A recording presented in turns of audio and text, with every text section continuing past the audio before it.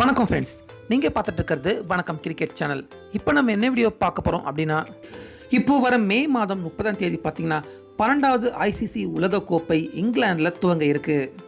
இப்படி இருக்க எல்லாருமே பெரிதும் ஆர்வமாக எதிர்பார்த்துட்டு இருக்க இந்த உலகக்கோப்பை போட்டிகளில் நம்ம இந்திய அணி பக்கம் இருந்து விளையாட போகிற அந்த 15 முக்கியமான வீரர்கள் யார் யார் அப்படிங்கிற மாதிரி இப்போ ஒரு மிகப்பெரிய கிரிக்கெட் பிரபலம் பார்த்தீங்கன்னா அந்த பட்டியலை இப்போ வெளியிட்டிருக்காரு. மேலும் அந்த பிரபலம் யாரு, அந்த பட்டியலில் இடம்பெற்றிருக்க வீரர்கள் எல்லாமே யார் யார் அப்படிங்கிறத பற்றி நம்ம இப்போ இந்த வீடியோவில் பார்க்கலாம். இப்போ 4 வருடத்துக்கு ஒரு முறை நடக்கிற இந்த ஐசிசி உலகக்கோப்பை கிரிக்கெட் போட்டியை தான் ஒட்டுமொத்த கிரிக்கெட் ரசிகர்கள் எல்லாருமே பார்த்தீங்கன்னா ஆர்வமாக எதிர்பார்த்துட்டு இருக்காங்க.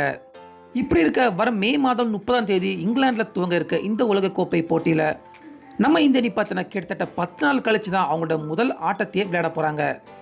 இப்படி இருக்க 2007 உலகக்கோப்பை ஃபைனலையும் அதே போல் 2011 உலகக்கோப்பை ஃபைனலையும் இந்திய அணி வெற்றி பெறத்துக்கு மிக முக்கியமாக காரணமாக இருந்த கௌதம் கம்பீர் இப்போ அவர் பார்த்தீங்கன்னா இந்த 2019 உலகக்கோப்பையில் நம்ம இந்திய அணி பக்கம் இருந்து எந்தெந்த வீரர்கள் விளையாண்டா நல்லா இருக்கும் அப்படிங்கிற மாதிரி இப்போ கௌதம் கம்பீர் அவர் ஒரு பட்டியல் ஒன்று வெளியிட்டிருக்காரு. அந்த பட்டியலில் முதல்ல பார்த்தீங்கன்னா ரோஹித் சர்மா, சிகர் தவான், லோகேஷ் ராகுல், விராட் கோலி, மகேந்திர சிங் தோனி, அம்பத்தி ராயுடு, கேதர் ஜாதவ், தினேஷ் கார்த்திக், ஹர்திக் பாண்டியா, புவனேஷ் குமார், பும்ரா, முகமது சமி, ரவிச்சந்திர அஸ்வின், குல்தீப் யாதவ், அப்புறம் சாஹல். இந்த 15 பேர் கொண்ட குழு தான் பார்த்தீங்கன்னா இந்த 2019 உலகக்கோப்பைகளில் விளையாண்டா நம்ம இந்தியா உலகக்கோப்பை ஜெயிக்கிறதுக்கு ரொம்பவே உதவியாக இருக்கும் அப்படிங்கிற மாதிரி இப்போ முன்னாள் கிரிக்கெட் வீரன் கௌதம் கம்பீர் பார்த்தீங்கன்னா இப்போ அவர் இந்த பட்டியலை வெளியிட்டிருக்காரு. மேலும் இந்த பட்டியலில் முக்கியமாக பார்த்தீங்கன்னா தினேஷ் கார்த்திக்கு இடம் அளிக்கப்பட்டிருக்கு. அதே போல ரஹானேக்கு வாய்ப்பளிக்கப்படலை.